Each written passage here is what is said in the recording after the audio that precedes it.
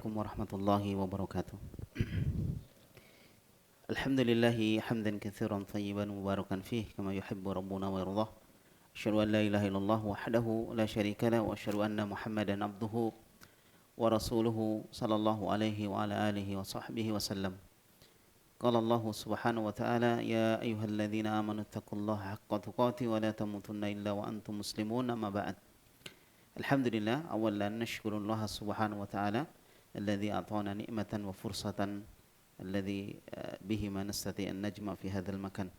Jadi kita bersyukur kepada Allah yang telah memberikan kepada kita nikmat kesehatan dan kesempatan sehingga kita bisa berkumpul di tempat ini insyaallah untuk mempelajari, mengkaji sirah nabawiyah, sejarah Nabi kita Muhammad alaihi salatu wassalam.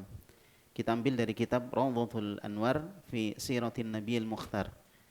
Artinya taman cahaya dalam sejarah kehidupan Nabi yang dipilih, yaitu Nabi Muhammad sallallahu alaihi wasallam, ditulis oleh seorang ulama, ya, Safiur Rahman Al-Mubarakfuri.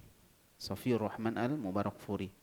Baik, beliau adalah seorang ulama dari Universitas Salafiyah di India, ya, Jamiah Salafiyah yang ada di India. Taib. Nah, insyaallah pada malam hari ini kita akan mulai dari muqaddimah. Sebenarnya sebagian sudah kita baca, namun kita baca ulang dan mungkin kita nggak jelaskan sampai pada pembahasan yang belum kita bahas di pertemuan sebelumnya, ya. Kita mulai dari awal, dari muqaddimah. Taib. Man yaqra, saya membaca. Baik, fadhal. Yang lain sudah ada kitab? Sudah semua? Ada yang belum? Iya, nanti bisa di-download ya, insyaallah mudah. Dan jangan pesimis, walaupun belum bisa membaca nggak apa-apa, pegang kitab. Nggak dosa insyaallah ya. Belum bisa baca tapi pegang kitab itu nggak berdosa. Jadi mumpung tidak berdosa, ya kita pegang dan kita sambil melihat bagaimana teman kita membacanya. Ya, baik, tafadhal. أحسن الله إليكم. قال المؤلف رحمه الله تعالى: بسم الله الرحمن الرحيم. المقدمة. الحمد لله رب العالمين، والصلاة والسلام على أفضل رسله وخاتم أنبيائه محمد الصادق الأمين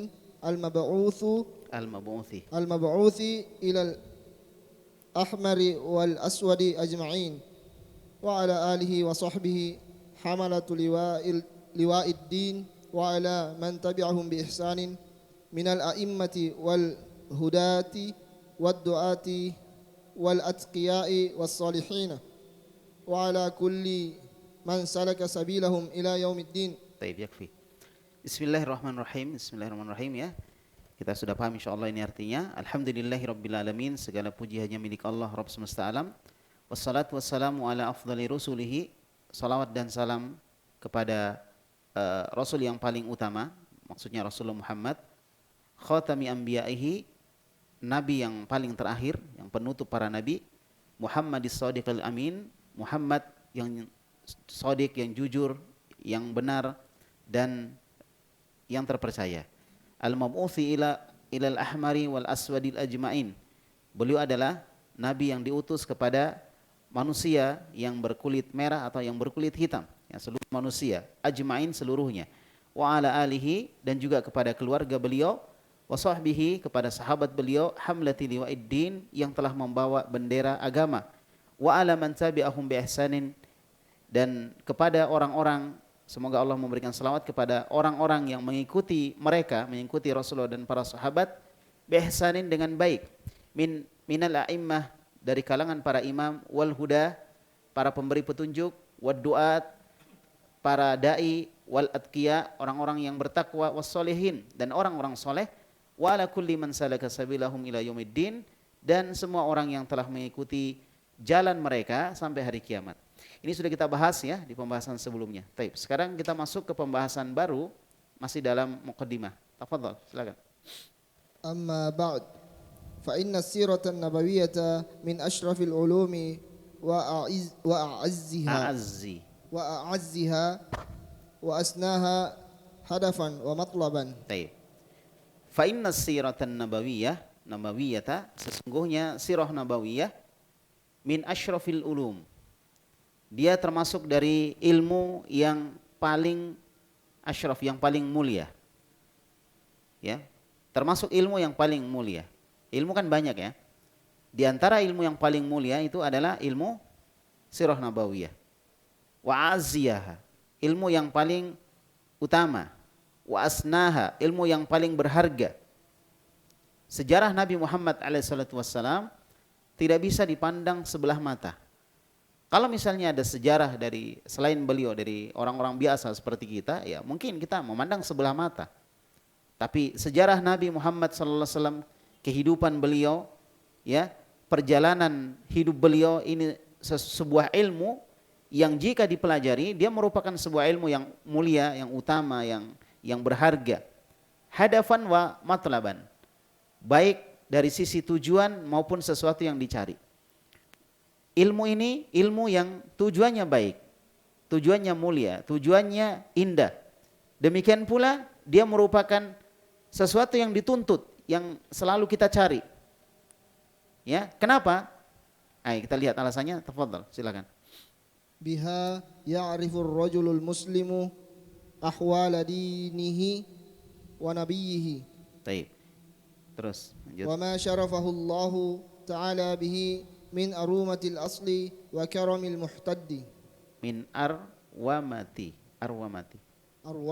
Min arwamatil asli wa karamil muhtaddi. Baik. Sudah ya sampai situ?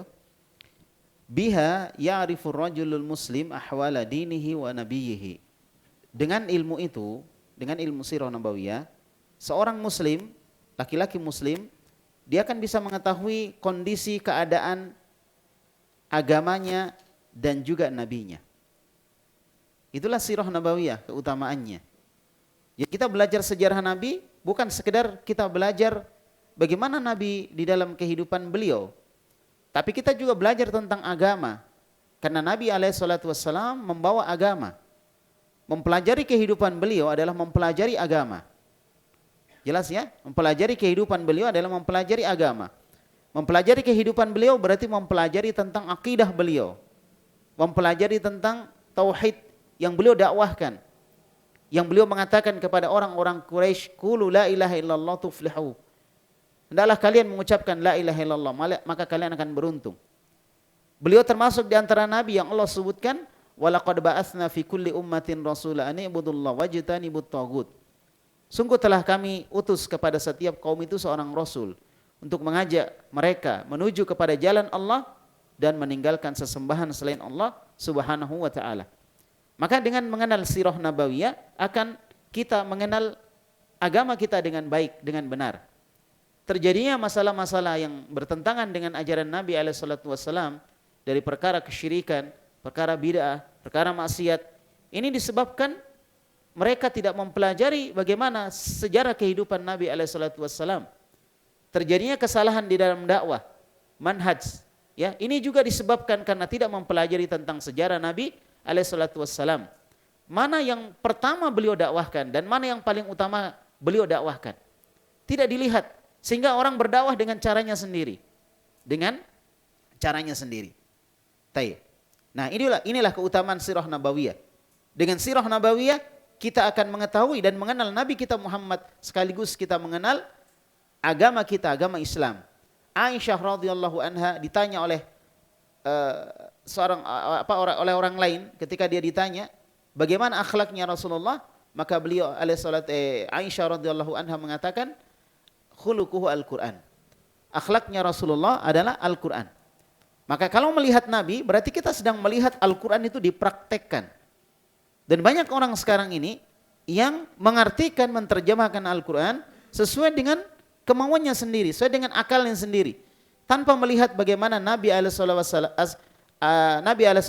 mempraktekkannya. Bagaimana Nabi mempraktekkan Al-Quran, bagaimana beliau menjalankan sunnah beliau sallallahu alaihi wa ala alihi wasallam. Wa ma syarafahu Allah Ta'ala bihi min arwamatil asli wa qarabil muhtaddi. Dan juga kita bisa mengetahui kemuliaan yang Allah berikan kepada Nabi Muhammad SAW. Ya, kemuliaan apa itu? Min arwamatil asal, tingginya asal. Asal itu yang dimaksud di sini adalah tingginya nasab beliau, tingginya ya susunan apa urut-urutan keturunan beliau. Bagaimana, masya Allah, kalau kita lihat dari urutan orang tuanya Nabi sampai ke atas itu orang-orang mulia semua, masya Allah, orang-orang yang luar biasa. Dan Allah Subhanahu Wa Taala sejak awal sudah menjaga bagaimana keturunan Nabi sampai kepada Nabi Ibrahim alaihissalam, seorang Nabi yang masuk dalam jajaran ulul azmi, masuk dalam jajaran Khalilullah. Subhanallah. Bagaimana dakwah kesabaran Nabi Ibrahim alaihissalam. Inilah kakeknya Nabi Muhammad alaihissalam sampai ke atas. Walaupun dalam beberapa jenjang dari Adnan sampai ke mana? Ke Nabi Ismail ini banyak perselisihan di kalangan para ulama. Adapun silsilah Nabi sampai ke Adnan, maka ini adalah sesuatu yang sahih insyaallah dan akan kita sebutkan nanti bagaimana silsilah beliau. Jadi silsilah keturunan Nabi Muhammad alaihissalam adalah keturunan yang tinggi dan waqaramil muhtaddi, dan beliau memiliki kemuliaan watak. Ini Allah berikan kemuliaan itu kepada Nabi. Punya watak yang mulia, punya keturunan. Maka salah satu perkara yang menjadikan seorang itu mulia adalah keturunan. Sehingga dia menjadi salah satu alasan kenapa seorang wanita itu dinikahi. Salah satu alasannya apa? Ini yang biasa nikah. Apa salah satu alasannya? Karena apa? Karena keturunannya. Ya, karena cantiknya, karena hartanya, karena apanya? Keturunannya, karena agamanya. Keturunan masuk di dalam perkara yang dia mendapat pertimbangan ketika seorang itu menikahi seorang wanita. Ya, taib. Dan seseorang itu bisa mulia dari sebab keturunannya. Lihat Nabi, lihat Khadijah Al-Khuwailid radhiyallahu anha. Beliau mulia salah satu sebabnya karena beliau adalah keturunan orang baik-baik. Subhanallah, ya. Dan juga watak Nabi Muhammad yang mulia. Ini keutamaan yang Allah enggak berikan kepada semua orang. Apa dalilnya? Wa bima rahmatin minallahi lintalahum. Dan disebabkan oleh rahmat Allah wahai Muhammad kamu menjadi lembut. Siapa yang menjadikan Nabi jadi lembut? Allah. Berarti kemuliaan dari Allah. Jadi akhlak mulia, watak mulia itu bukan sekedar kita usahakan, tapi itu juga berkah dari taufik, hidayah Allah Subhanahu wa taala. Maka kalau mau berakhlak yang baik, jangan lupa juga berdoa kepada Allah. Ya, berdoa kepada Allah Subhanahu wa taala. Baik, dilanjut lagi. ثم قال الشيخ رحمه الله تعالى ثم ما أكرمه به من اختياره للوحي والرسالة وحمل عبء الدعوة إليه وإلى دينه. طيب يكفي. ثم ما أكرمه به من اختياره للوحي والرسالة. Kemudian juga kita akan bisa mengetahui tentang kemuliaan yang Allah berikan kepada beliau. Kemuliaan yang Allah berikan kepada beliau. Bagaimana Allah memuliakan beliau Nabi Muhammad alaihissalatu wassalam min ikhtiyarihi lil wahyi war risalah. Berupa dipilihnya beliau untuk mengemban wahyu dan kerasulan. Kan waktu itu orang kan banyak. Tapi kenapa Nabi yang dipilih? Satu. Kemudian yang kedua, Rasul juga banyak, Nabi juga banyak. Sebelum Rasulullah sudah ada Nabi, sudah ada Rasul. Kenapa beliau dipilih sebagai Nabi terakhir? Nabi yang paling mulia, Nabi yang paling dicintai oleh Allah Subhanahu Wa Taala. Manusia yang menjadi teladan. Laqad kana lakum fi Rasulillahi uswatun hasanah. Sungguh ada pada diri Rasulullah contoh yang baik untuk kalian. Kenapa? Karena kemuliaan. Karena kemuliaan. Tidak semua orang mendapatkan kemuliaan seperti itu. Ya. Nah, apa kemuliaan yang Allah berikan? Dipilihnya beliau untuk mengemban wahyu. Dan mengemban wahyu itu bukan perkara ringan. Berat. Dan bisa dirasakan oleh orang-orang yang melanjutkan estafet perjuangan Nabi Muhammad alaihi salatu wassalam untuk menyampaikan wahyu di tengah-tengah umat. Berupa Al-Quran dan sunnah Nabi Muhammad alaihi salatu wassalam. Tidakkah kita merasa bahwa itu sesuatu yang tidak ringan? Sampai Nabi alaihi salatu wassalam mengibaratkan orang tersebut sebagai Qabidul jamr. Tahu qabidul jamr? Qabid itu begini nih, qabid. Jamr itu artinya bara api. Jadi ibarat seperti orang yang memegang bara api, dakwah di zaman sekarang ini. Betul ya, kita rasakan tuduhan, fitnah, terus rintangan dakwah yang luar biasa sekali. Karena siapa yang berpegang dengan sunnah Nabi, berpegang dengan Al-Quran, pasti akan mendapatkan seperti itu. Tidak bisa tidak. Ya, walaqad fatanna alladziina min qablihim fala ya'lamanna Allahu alladziina shadaqu wa la ya'lamanna al-kadzibin. Sungguh Allah telah menguji orang-orang sebelum kalian, sehingga Allah mengetahui siapa yang jujur di antara mereka dan siapa yang berdusta. Orang sebelum kita, dan juga kita diuji. Ahasiban nasu ayyaqulu amanna wa hum la yuftanun. Apakah manusia akan dibiarkan mengatakan saya beriman, kemudian mereka tidak diuji? Ujian diberikan. Oleh karena itu barakallahu fikum, Nabi SAW mendapatkan kemuliaan sekaligus apa? Wa hamli adab-il da'wati ilaihi wa ila dini. Dan bagaimana beban dakwah yang beliau pikul. Dakwah ilaihi, dakwah menuju kepada Allah. Perhatikan ini. Ad-da'wa ilaihi wa ila dini. Itu poin penting.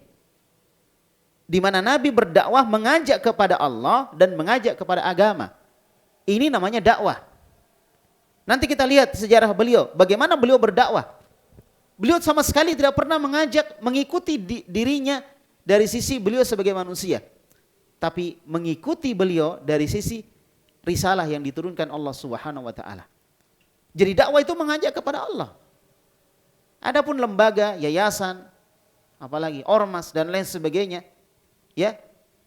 Kemudian ada orang yang mengajak kepada lembaga dakwah, kepada yayasan, kepada ormas, maka itu bukan dakwah. Mengajak kepada pribadi, mengajak kepada tokoh, itu bukan dakwah. Dakwah itu mengajak kepada Allah Subhanahu wa taala. Sehingga ada kemungkinan antara guru dengan murid beda pendapat. Betul ya? Ada kemungkinan antara guru dengan murid apa? Beda pendapat. Karena guru mengajak muridnya mengikuti agama Allah, mengikuti sunnah Nabi, mengikuti agama, bukan mengikuti dirinya. Dan seorang guru, seorang manusia bisa keliru, bisa salah. Paham ya? Maka ketika ada guru berbeda dengan murid, maka itu bukan sesuatu yang aib, itu biasa. Itu biasa. Dan ini menunjukkan guru itu telah berhasil mendidik muridnya mengikuti sunnah. Dan kalau kita lihat ucapan para imam, Masya Allah, di dalam kitab sifat salat Nabi, antum bisa baca di bagian-bagian awal muqaddimah disampaikan oleh Syekh Muhammad Nasiruddin Al-Albani rahimahullah. Itu beliau sebutkan ucapan-ucapan para imam yang 4 tentang wajibnya mengikuti sunnah Nabi Muhammad SAW. Itulah dakwah, sekali lagi, itulah dakwah. Jadi Nabi SAW mendapatkan apa? Hamlu ab'id dakwah, mendapatkan beban dakwah kepada Allah. Jadi jangan mikir dakwah itu ringan, dakwah itu berat. Ada beban di dalamnya. Tidaklah Nabi SAW mendapatkan ujian yang paling berat kecuali ujian di dalam dakwah beliau. Adapun ujian kemiskinan, ujian kehidupan susah dan lain sebagainya, mudah beliau lewati. Tapi yang paling berat adalah ujian dalam dakwah. Ujian dalam dakwah, luar biasa sekali beratnya. Tapi Allah Subhanahu wa taala memuliakan Nabi SAW dengan ujian-ujian itu. Baik. Nah, jamaah kaum muslimin dan muslimah, barakallahu fikum. Sejarah Nabi Muhammad SAW itu sangat layak untuk dipelajari. Sangat layak untuk dipelajari. Dulu seorang menukil ucapan Ali bin Husain. Husain itu siapa? Anaknya Ali bin Abi Thalib, berarti Ali bin Husain bin Ali bin Abi Thalib. Ya, yang dikenal dengan Zainal Abidin. Jadi Ali bin Husain bin Ali bin Abi Thalib itu dikenal dengan Zainal Abidin.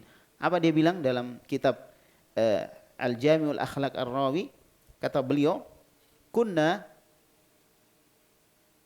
nu'allimu maghaziyan Nabi sallallahu alaihi wasallam. Kami atau nu'allamu ya, kami diajari oleh guru-guru kami tentang sejarah peperangan Nabi Muhammad alaihi salatu wassalam. Wasaroyah, dan juga diajarkan kami tentang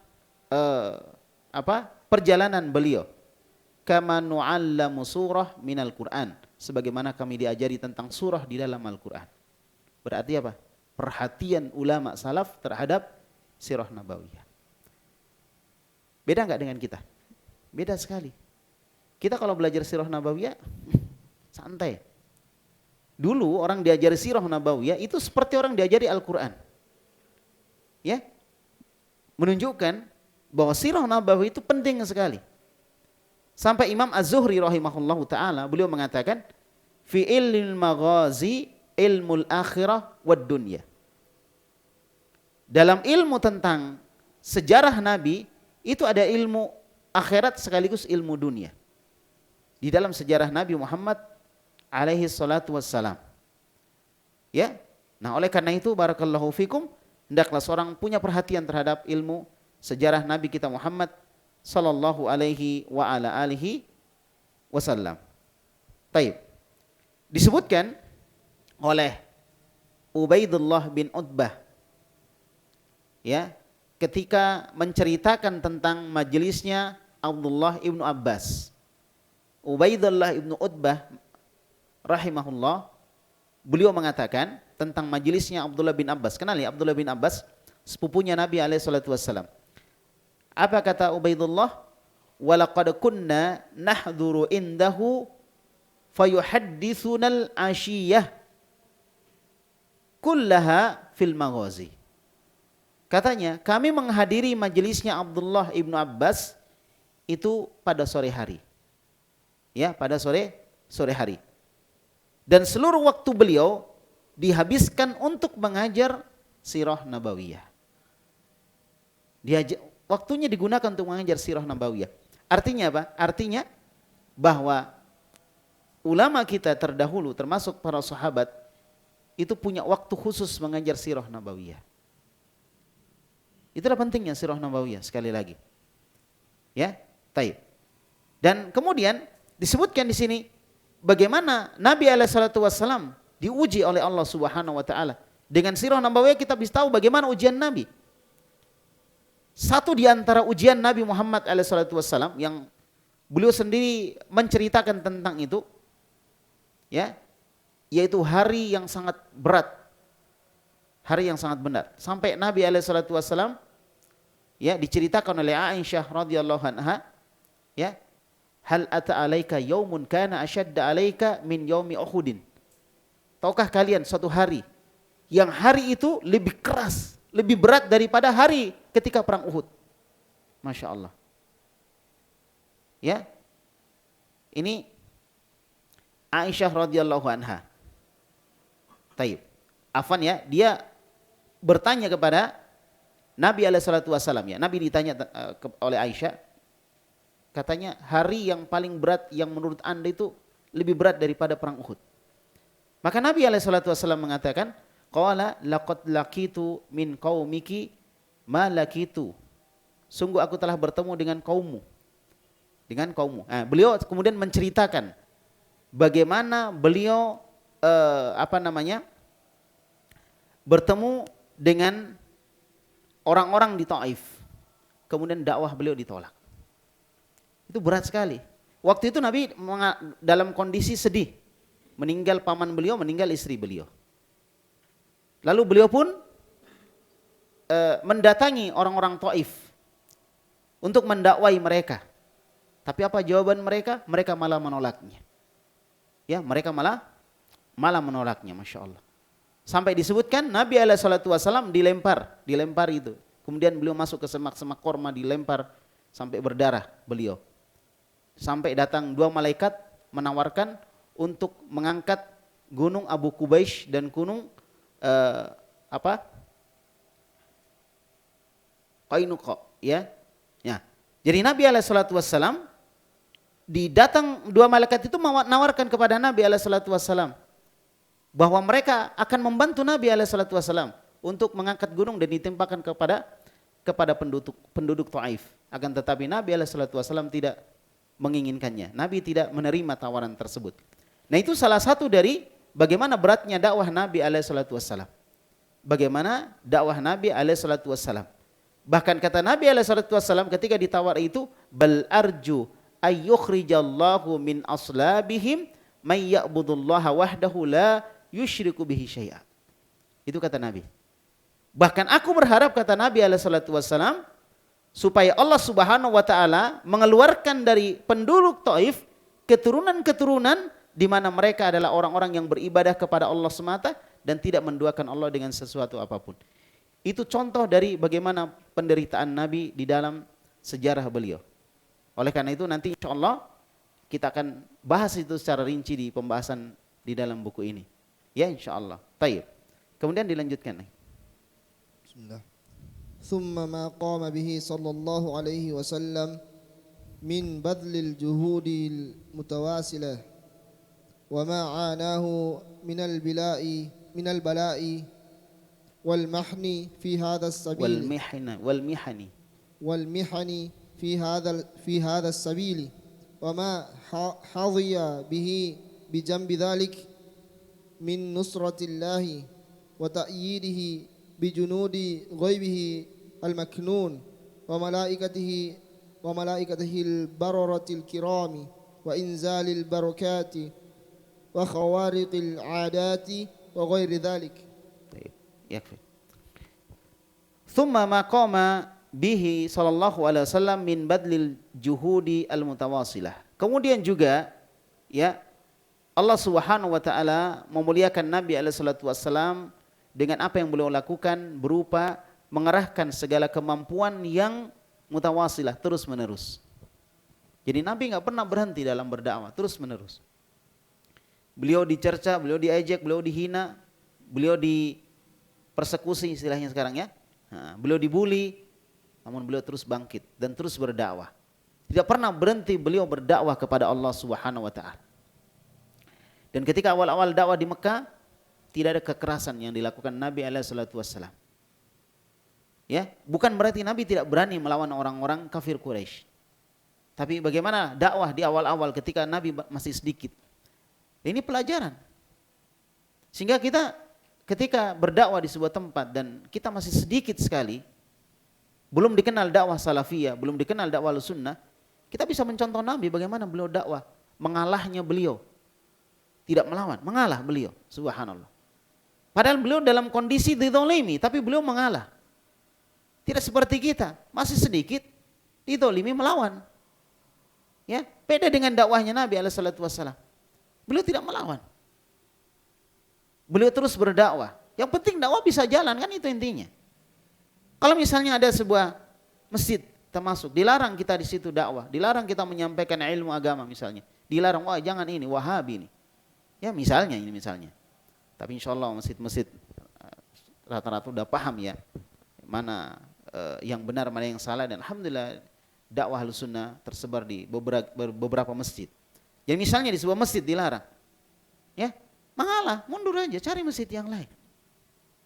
Kita berdakwah di sebuah kaum ditolak, cari kaum yang lain, banyak. Ya kan? Jangan di situ nggak diterima, cari yang lain sambil menunjukkan akhlak yang baik kepada manusia. Suatu saat nanti mereka akan mencari kita. Karena secara naluri manusia itu butuh dengan agama. Butuh dengan apa? Dengan agama secara naluri.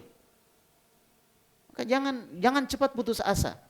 Nabi kita Muhammad alaihissalam, beliau mengerahkan segala kemampuannya yang terus menerus.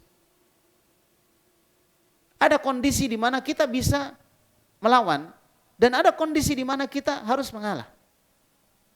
Itu yang dilakukan Nabi, dan akan kita lihat dalam sirah nabawiyah. Saya nggak tahu, mungkin poin ini yang kadang kita kurang perhatian di poin sirah nabawiyah, sehingga di beberapa kondisi dakwah kita berantakan. Karena kita tidak mempelajari sirah nabawiyah, bagaimana Nabi berdakwah yang benar dari awal sampai kemudian Islam dikenal di seluruh penjuru dunia, ya, sehingga kita tidak bisa mengambil pelajaran dari beliau sallallahu alaihi wasallam. Masya Allah, ya. Jadi dalam suatu kondisi kita mengalah, Nabi mengalah. Coba lihat dalam perjanjian Hudaybiyah. Siapa yang dizalimi? kaum muslimin. Dan akan kita lihat nanti di sejarah pembahasan kita. Di perjanjian Hudaybiyah, kaum muslimin dizalimi. Dalam perjanjian itu jelas kaum muslimin itu kalah di atas kertas. Tapi Nabi terima perjanjian itu. Nabi terima perjanjian itu untuk menghindari korban yang lebih besar daripada itu. Ya, Masya Allah. Ya, itulah kondisi Nabi SAW. Dikerahkan semua kemampuan beliau yang terus menerus. Wa ma'anahu minal bala. Dan apa yang beliau dapatkan berupa bala, ujian, wal mihan. Mihan itu jamaknya al-mihnah. Mihnah itu ya jamaknya al-mihan. Jadi ujian-ujian yang diberikan kepada beliau fi hadas sabil, di jalan dakwah ini. Jangan antum bayangkan dakwah itu enak. Oh, enak ya jadi ustadz, enak ya jadi pengajar, enak jadi dai. Banyak tantangan di dalamnya. Seorang harus berproses. Mulai dari dia belajar ilmu agama, diamalkan, didakwahkan kepada orang secara pelan-pelan, dari 3 orang, 4 orang, 5 orang sampai banyak orang. Perhatikan bagaimana Syekh Muqbil rahimahullah Abu Abdurrahman di awal-awal dakwah beliau di Yaman. Beliau cuma mengajari beberapa orang di bawah pohon. Tapi terus beliau konsisten melakukannya. Sampai kemudian menjadi ribuan orang dari seluruh penjuru dunia datang ke ma'had beliau, ke pesantren beliau di Darul Hadith di Dammaj waktu itu. Sampai sekarang murid-murid beliau memiliki pondok-pondok yang tersebar di beberapa penjuru di daerah-daerah di Yaman. Dari murid-murid beliau. Syekh Muhammad Al-Imam, hafizahullah, Syekh Abdullah Al-Mar'i, dan lain sebagainya. Di kalangan para ulama di Yaman. Ya, itu dari kecil. Dan itulah Nabi juga seperti itu, dakwah dari kecil. Dari beliau mendakwai istrinya, sahabatnya Abu Bakar As-Siddiq, Ali bin Abi Thalib, Utsman bin Affan, dan seterusnya. Dari kecil-kecil yang dikenal mereka dengan as-sabiqun al-awwalun. Sampai kemudian menjadi besar.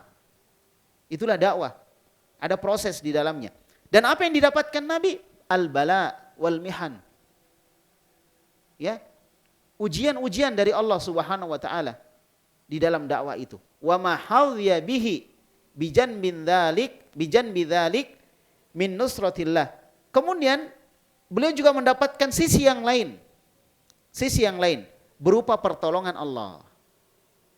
Jangan khawatir, Allah akan tolong orang yang berdakwah itu. Tapi semua akan diuji.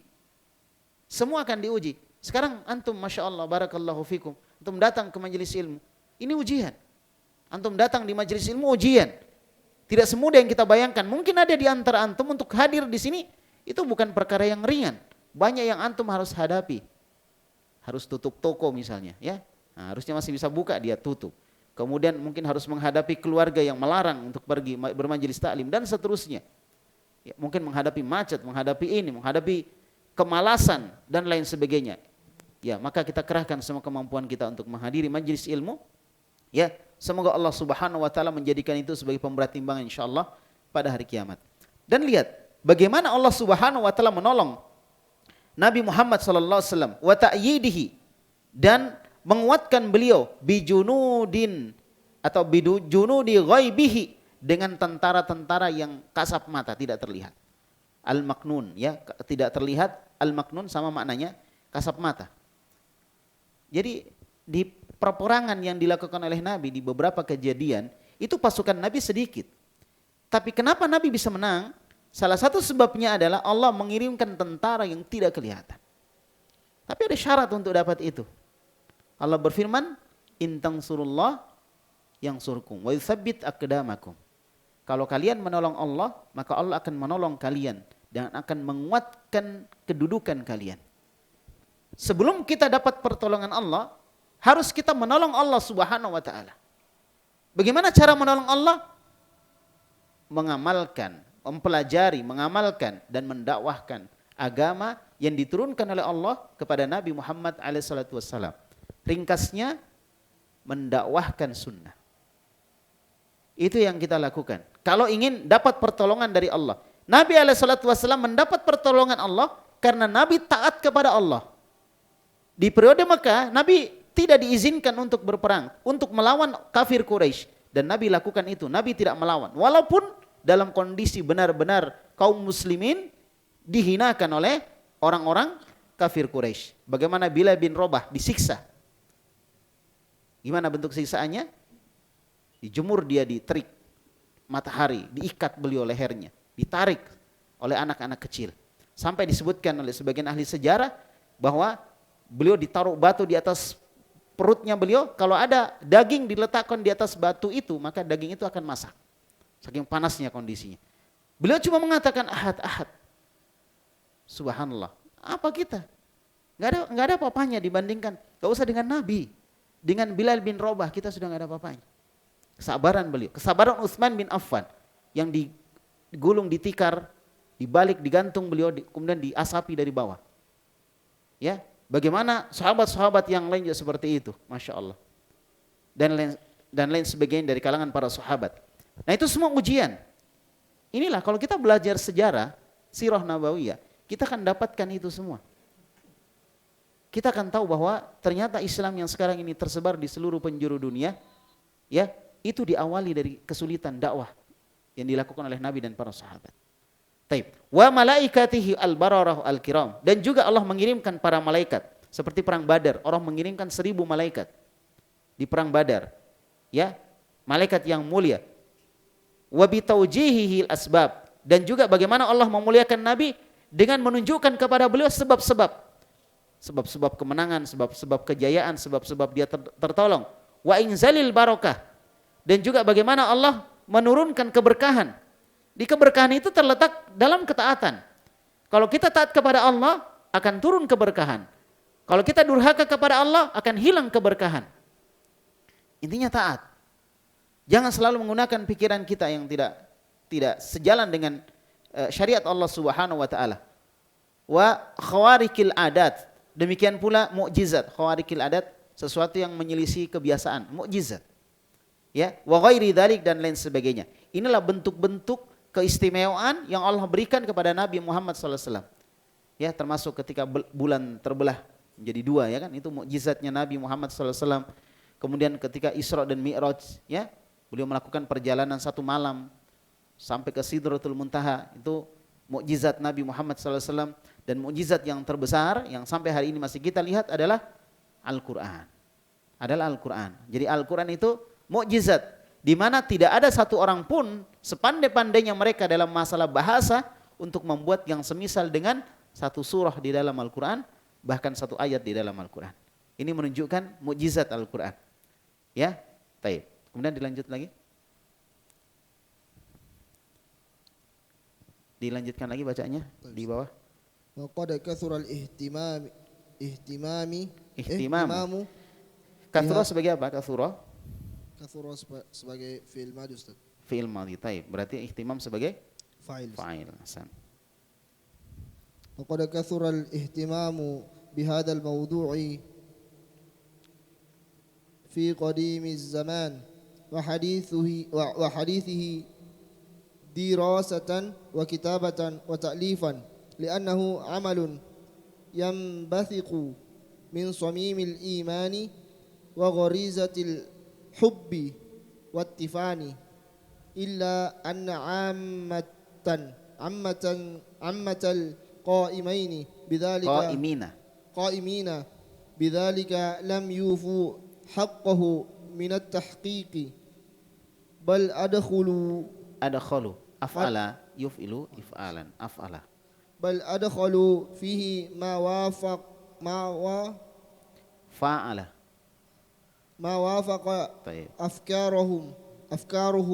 afkarahum maf'ulun bihi. Oh ya, nama Ustaz. Wafaqa yang tadinya lazim jadi mutaaddi karena dia ada mengikuti wazan fa'ala. Lanjut. Bal adkhalu fihi ma wafaqa afkarahum wa muyulahum wa awatifahum. Baik. Walau lam yakun lahu hazzun minas sihhati wathubuti bal ja'u bi ba'din ma huwa mustadibun bi usulid dini wa khariju an khairi nata nataqi nitaqil ma'quli. nitaqil ma'quli. Baik. Yakfi. Yang terakhir ini ya insyaallah. Waqad kathura al-ihtimamu bihadzal mawdhu'i fi qadimiz zamani wa hadithihi dirasatan wa kitabatan wa ta'alifan. Dan sungguh telah banyak perhatian, ya ihtimam, telah banyak perhatian dengan pembahasan ini. Pembahasan apa? Sirah Nabawiyah. Ya, fi qadimiz zaman, pada zaman yang lalu, wa hadithi, dan zaman sekarang. Hadis maksudnya zaman sekarang. Jadi zaman dulu, zaman sekarang, dari dulu para ulama punya perhatian. Dalam masalah apa? Dirasatan wa kitabatan wa ta'lifan. Baik dalam mempelajari ya, pelajarannya atau dalam penulisannya atau dalam penyusunannya. Penyusunan sirah nabawiyah, penulisan sirah nabawiyah, pengajaran sirah nabawiyah. Dari dulu sampai sekarang para ulama kita punya perhatian ke situ. Ya. Kalau kita benar-benar ingin mengikuti jejak Nabi, belajar sirah nabawiyah. Jangan cuma bilang kokoh di atas sunnah. Ditanya, sudah pernah belajar sirah nabawiyah? Enggak pernah. Gimana ente kekar di atas sunnah enggak pernah belajar sirah nabawiyah? Kalau ingin benar-benar kokoh di atas sunnah, belajar sirah nabawiyah. Karena dari dulu ulama ada perhatian ke situ. Kenapa? Li'annahu amalun yanbathiqu min somimil iman. Karena dia adalah sebuah amalan yang memancar dari kemurnian iman. Untuk apa kita belajar sirah nabawiyah? Karena bukan karena iman.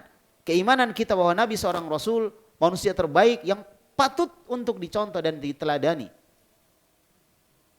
Kita mempelajari sejarahnya orang mau apa gitu kan?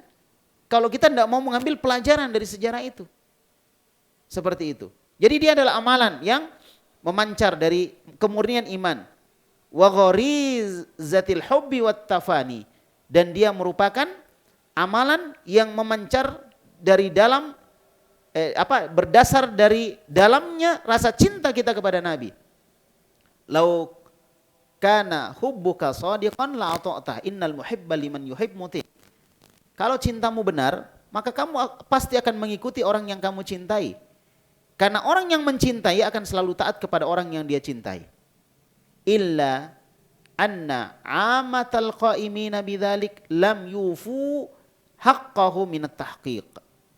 Akan tetapi orang-orang yang melakukan itu semua terkadang mereka tidak menunaikan hak dalam masalah sejarah Nabi minat tahqiq berupa penelitian.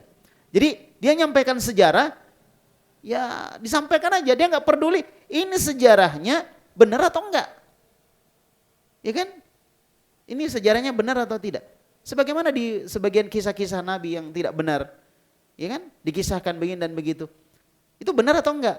Makanya sejarah yang paling bagus kalau punya rujukan standar dari Al-Quran atau dari sunnah Nabi Muhammad SAW, ya, maka itu adalah sejarah yang terbaik ketika dia punya standar.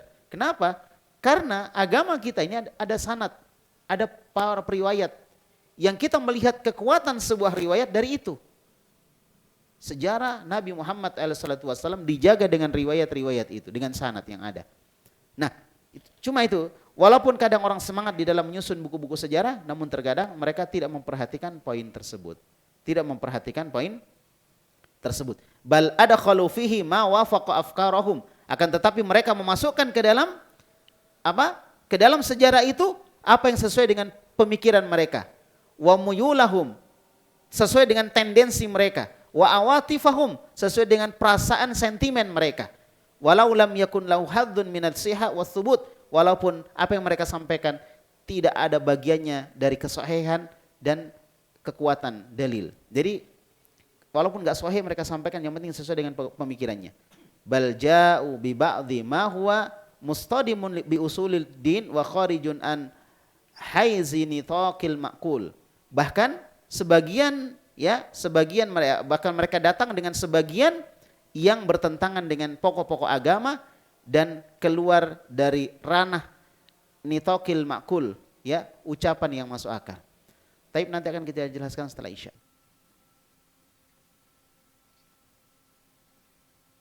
Taib. Mungkin malam ini tidak ada pertanyaan ya, kita selesaikan aja nih karena tanggung sekali kalau kita nggak selesaikan. Taib. Jadi pembahasan kita tadi berkaitan dengan masalah bagaimana perhatian para ulama kita terdahulu, kaum muslimin terdahulu sampai hari ini terhadap sirah nabawiyah. Dan itu kita syukuri. Tapi hal yang sangat kita sayangkan adalah ketika sirah nabawiyah disampaikan tanpa memperhatikan keabsahan riwayat yang disampaikan. Jadi sirah nabawiyah bukan sekedar bagaimana orang mengolah kata, menjelaskan, kemudian orang-orang jadi sedih misalnya. Bukan. Tapi bagaimana sirah nabawi itu disampaikan secara ilmiah, ada dasarnya. Sehingga diperlukan adanya periwayatan yang valid di dalam pembahasan sirah nabawiyah. Jangan asal comot saja, ngambil saja. Tapi kita harus perhatikan apakah riwayat tadi bisa dipertanggungjawabkan atau enggak. Nah, ini yang saya tertariknya dengan buku ini. Ya. Walaupun tidak harus orang yang menyampaikan sirah nabawiyah setiap bicara sampaikan ini sanadnya, sampai enggak harus. Tapi paling tidak dia menyampaikan sesuatu yang dia pastikan dia punya periwayatan yang valid, yang kuat. Nah, kita melihat coba bagaimana para ulama kita di dalam memperhatikan masalah sanad. Sebagaimana kata Ibnu Sirin rahimahullah di dalam kitab Muqaddimah Sahih Muslim, beliau mengatakan, "Inna hadal ilma dinun." Sesungguhnya ilmu ini adalah agama. Fangdur amman ta'khudhu dinakum. Maka ambillah dari siapa kamu mengambil agama ini. Jadi jangan mengambil agama ini sembarang dari sembarang orang. Tapi ambillah dari orang-orang yang punya perhatian terhadap apa yang dia sampaikan, itu punya keterangan yang jelas. Punya keterangan yang jelas. Sebagaimana kata Imam Ahmad, iyyaka an tatakallama fil mas'alah wa laysa laka fiha imam. Hati-hati kalian berbicara tentang sebuah masalah yang kamu tidak punya imam pendahulu. Dan hari ini banyak syubhat-syubhat yang muncul dari orang-orang yang tidak jelas dari mana mereka. Syubhat-syubhat dia sampaikan tentang syariat Allah. Dia ingin bantah syariat Allah. Dia ingin memadamkan cahaya sunnah dari Nabi kita Muhammad SAW dengan ucapan-ucapan dia. Tapi kalau kita lihat keterangannya tidak jelas. Dari mana dia mendapatkan keterangan itu? Kebanyakan yang dia sampaikan adalah perkara-perkara filsafat. Padahal umat ini terdahulu telah mengamalkan agama tersebut. Ya. Oleh karena itu hati-hati. Sebagaimana kata Abdullah bin Mubarak, innal isnada minad din, laula isnada laqala man syaa ma syaa. Sesungguhnya sanad ini, urutan-urutan periwayat itu termasuk dari agama. Termasuk dari agama. Seandainya bukan karena silsilah periwayat, seandainya bukan karena sanad, orang akan berbicara seenaknya saja. Ya, orang akan berbicara seenaknya saja. Sampai disebutkan dulu disebutkan dari Imam Muslim mengutip ucapan Muhammad bin Sirin. Kata Muhammad bin Sirin, lam yakunu yas'aluna anil isnad. Dulu orang-orang di zaman sahabat tentunya itu enggak pernah bertanya mana sanad perawi-perawinya, enggak pernah bertanya tentang itu. Karena para sahabat semuanya adil, bisa dipercaya ucapannya. Falamma waqa'atil fitnah. Namun ketika terjadi fitnah, terjadi kerancuan-kerancuan pemikiran di dalam beragama, fitnah terjadi. Qalu, maka mereka bertanya, sammul lana rijalakum. Sebutkan perawi-perawi kalian, sebutkan orang-orang yang meriwayatkan ucapan kalian tadi. Fayungdharu ila ahli sunnah. Maka ketika dilihat yang meriwayatkan adalah dari kalangan ahlu sunnah, fayukhadhu hadithuhum, maka diambillah hadisnya. Wa yungdharu ila ahlil bid'ah. Namun kalau dilihat yang meriwayatkan adalah dari kalangan ahlul bid'ah, fala yu'khad hadithuhum, maka hadisnya tidak diambil. Nah, demikian pentingnya masalah sanad ini. Ya, demikian pentingnya masalah sanad ini. Sampai Sufyan ibnu Uyainah menceritakan bahwa suatu hari Az-Zuhri itu menyampaikan hadis dengan sanad. Maka orang-orang berkata kepada beliau, seandainya kamu menyampaikan hadis ini tanpa sanad, katanya, ini lebih bagus. Ini lebih bagus. Maka kemudian kata Imam Az-Zuhri, apakah aku akan menaiki loteng tanpa tangga? Maksudnya, apakah aku mau menyampaikan hadis tanpa sanad? Karena untuk sampai kepada hadis itu ada sanad. Nah, semoga buku yang kita baca ini benar-benar ya kita akan lihat bagaimana penerapan beliau tidak mengambil semua berita, tapi beliau kuatkan. Termasuk nanti di sini akan dijelaskan tentang kelahiran Nabi Muhammad SAW. Kalau yang dikenal di kalangan masyarakat, ya, di kalangan ulama yang paling terkenal, Nabi lahir tanggal berapa? 12 Rabiul Awal. Di sini dibantah. Dan disebutkan sisi kekuatannya. Kemudian yang dikenal di masyarakat, turun Al-Quran tanggal berapa? 17 Ramadan. Di sini juga dibantah, disebutkan sisi kekuatannya. Bantahan itu. Itu saya maksudkan. Bagaimana kita belajar sirah nabawiyah dengan sanad yang kuat. Dengan periwayatan-periwayatan yang kuat. Taib. Kemudian dilanjut lagi. Sisa satu paragraf ya. Satu paragraf tapi mau satu halaman ya.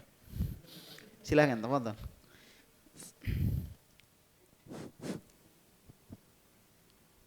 ثم قال الشيخ رحمه الله تعالى ونظرا إلى ذلك افترح علي بعد الإخوان بتأليف كتاب جديد كتاب جديد طيب. في حجم متوسط أجمعين في bukan ajma'in.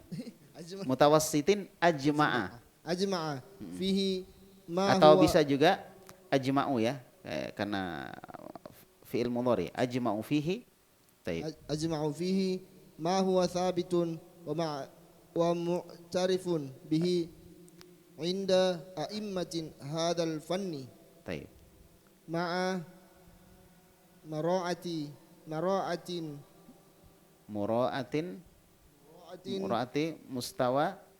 مستوى ناشئين وعامة الدارسين. Taib. Sampai situ dulu ya. Wa nadhara ila dzalika iktaraha alayya ba'dul ikhwani. Melihat itu semua, maka sebagian ikhwan, sebagian teman-teman mengusulkan kepada saya, ya, bita'alifi kitabin jadid, untuk menulis buku yang baru. Jadi melihat kondisi banyak sirah nabawiyah. Kalau kita lihat buku-buku sirah nabawiyah, oh masya Allah banyak. Mungkin kita bisa bikin perpustakaan khusus sirah nabawiyah. Saking banyaknya ya buku-buku sirah nabawiyah. Tapi sekali lagi ikhwan barakallahu fikum wa akhwatana, ketika kita beli buku sirah nabawiyah, jangan sembarang beli buku. Lihat mana dari buku-buku tersebut yang bisa dipertanggungjawabkan secara ilmiah. Kenapa? Ini sirah nabawiyah ada kaitannya dengan hadis. Karena ini menyampaikan apa yang Nabi lakukan. Sejarah di zaman Nabi. Apa kata Nabi sallallahu alaihi wasallam dalam hadis yang diriwayatkan oleh Imam Bukhari dan Imam Muslim? Man kadzaba alayya muta'ammidan falyatabawwa maq'adahu minan nar. Siapa yang berdusta atas nama saya, maka hendaklah dia siapkan tempat duduknya di neraka. Sudah siap tempat duduknya. Kalau dia menyampaikan dari Nabi sesuatu yang Nabi tidak lakukan. Nah, sirah nabawiyah bersentuhan dengan kehidupan beliau. Jadi kita menceritakan Nabi itu begini ya, Nabi begini gitu. Nah, kalau kita menceritakan Nabi begini, ternyata tidak sesuai dengan kenyataan, maka kita berdusta atas nama Nabi. Karena apa yang dilakukan Nabi itu menjadi contoh dan syariat di tengah umat ini. Maka jangan sembarangan menyampaikan sirah nabawiyah. Sehingga sangat disarankan teman-teman sekalian, barakallahu fikum, ketika membeli buku sirah nabawiyah, belilah buku-buku yang bisa apa? Dipertanggungjawabkan secara ilmiah. Bisa dipertanggungjawabkan secara ilmiah. Nggak usah lihat asiknya tuh buku dijelaskan. Ya kan? Wah ini bagus ini. Wah buat sedih ini. Enggak. Tapi lihat benar tidaknya riwayatnya. Kemudian disebutkan. Jadi ada teman-teman meminta kepada penulis untuk menulis buku yang baru. Fi hajbin mutawassitin. Dalam tebal yang pertengahan. Ya, dalam ketebalan yang pertengahan. Ini buku termasuk tipis ya. Kalau ada yang kemudian kemarin menang dalam sayembara pembuatan sirah nabawiyah, itu agak lebih tebal dari ini. Ya. Dan wallahu alam, mungkin buku ini duluan kemudian ditulis lebih lengkap lagi kemudian untuk diikutkan dalam perlombaan. Wallahu alam bisawab. Yang jelas ini lebih ringkas. Pertama, kenapa kita ambil buku ini? Supaya teman-teman yang mau baca enggak terlalu panjang. Karena ringkas. Ya, walaupun kita ringkasnya ini butuh 2 tahun ya. Insyaallah untuk selesaikan. Taib. Ya. Jadi sekali lagi ini minta yang pertengahan, enggak tipis sekali, enggak juga terlalu panjang. Ajma'u fihi, di mana aku mengumpulkan di dalamnya ma huwa tsabitun, sesuatu yang sabit, yang kuat, riwayat yang kuat. Mu'tarifun bihi inda a'immati hadzal fan, yang dikenal di sisi para imam-imam dalam masalah ilmu ini, ilmu sejarah. Yang sampai ahli sejarah saja tidak tahu yang kita ceritakan. Ya, ahli sejarah dikasih tahu Nabi itu begini-begini. Nah, ahli sejarahnya bingung loh. Ada ya gitu. Ahli sejarahnya bingung, nggak tahu. Berarti kita menyampaikan sesuatu yang nggak dikenal di kalangan ahli sejarah. Ya, makanya kita belajar betul dari ahli sejarah tentang masalah itu. Di antaranya kalau yang kita kenal imam-imam ahli sejarah ya, Imam Ibnu Katsir misalnya, Imam Ibnu Hisham dan lain sebagainya dari kalangan para imam. Ma'a mura'ati mustawan nasyiina wa ammatid darisina. Tetap memperhatikan tingkatan orang-orang yang baru belajar ya tentang sejarah dan para pengajar secara umum. Mutajanniban al-ijhaf, menjauhi sikap berpihak. Kita juga belajar sejarah, misalnya kan ada beda pendapat, kita kadang berpihak ke sini, saya pendapatku begini. Kenapa? Karena itu ustadzku yang bilang. Nah, itu berpihak namanya. Tanpa melihat ini pendapat ustadznya kuat atau tidak. Ini saya pendapatku begini. Kenapa? Karena imam saya itu yang berpendapat begitu. Ini namanya berpihak. Dan dalam pembahasan ilmiah tidak boleh kita berpihak. Misalnya kita bermadhab Hambali atau kita bermadhab Syafi'i. Kita ngaku madhab Syafi'i, nggak ada masalah. Tapi ketika kita lihat pendapat Imam Syafi'i itu lemah dan pendapat ulama yang lain kadang lebih kuat, maka pendapat ulama yang lain yang kita ikuti walaupun kita bermadhab Syafi'i. Dan itu juga yang disampaikan oleh Imam Syafi'i. Untuk meninggalkan pendapat beliau ketika bertentangan dengan sunnah. Dan kita nggak meninggalkan madhab Syafi'i. Jelas ya? Jadi menghindari keberpihakan, wal inhiraf, menghindari penyimpangan di dalam beberapa pembahasan tentang sejarah. Fatalabtu minallahi at-taufiq was-sadad. Maka aku meminta kepada Allah taufik dan kekuatan atau kelurusan. Wa bada'tu bil amalil matlub, dan aku kemudian mulai melakukan yang diminta kepadaku tadi. Mustamidan fi dzalika minal Qur'anil Karim. Dengan bersandarkan tentang penulisan tersebut dari Al-Qur'anul Karim. Wa tafasirihi al-mu'tamadah. Dan dari tafsir-tafsirnya yang dijadikan sebagai pegangan, rujukan. Jadi tafsir juga Masya Allah banyak. Apalagi sekarang ini muncul orang-orang ahli tafsir menafsirkan seenaknya sendiri, semaunya sendiri. Menafsirkan dengan pendapatnya sendiri. Menafsirkan dengan logika-logika filsafat. Yang penafsiran itu tidak pernah ditafsirkan oleh ulama terdahulu.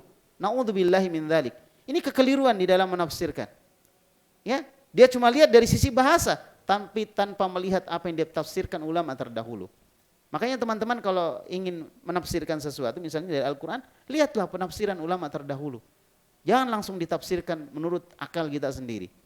Ya, taib. Jadi seperti itu.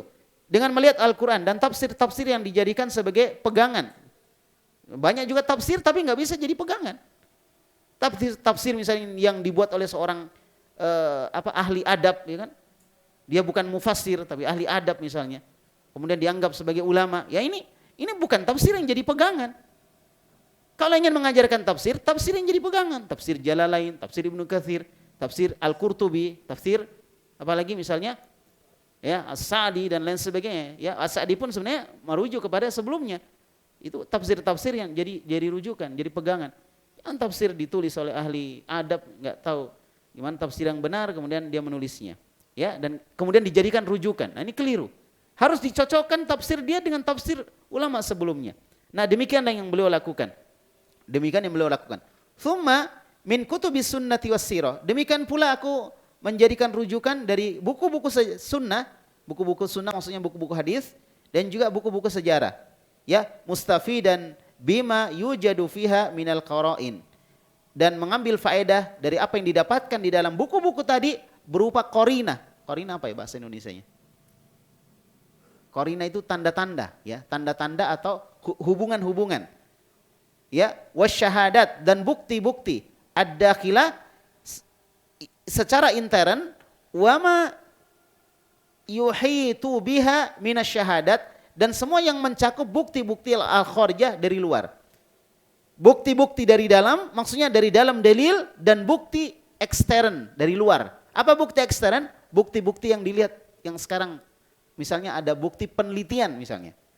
Nah itu bukti-bukti ekstern namanya. Kalau bukti intern, bukti di dalam, itu bukti dari dalil Al-Quran dan Sunnah. Dicocokkan lagi dengan bukti secara ekstern, bukti di luar. Contoh misalnya penanggalan. Maka dicocokkan dengan bukti-bukti penanggalan. Apakah cocok tanggal itu dengan tanggal sekian gitu. Dicocokkan tanggal-tanggal itu. Ini yang beliau lakukan. Masya Allah, orangnya ini luar biasa dalam masalah seperti itu. Dia teliti sekali dalam masalah ini.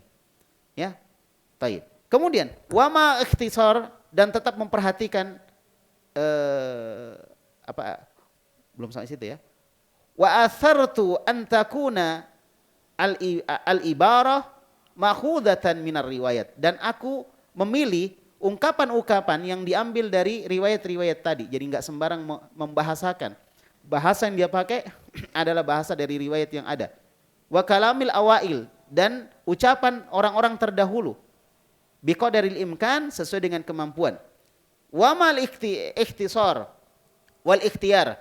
Bersamaan dengan itu, saya berusaha untuk meringkas dan memilih.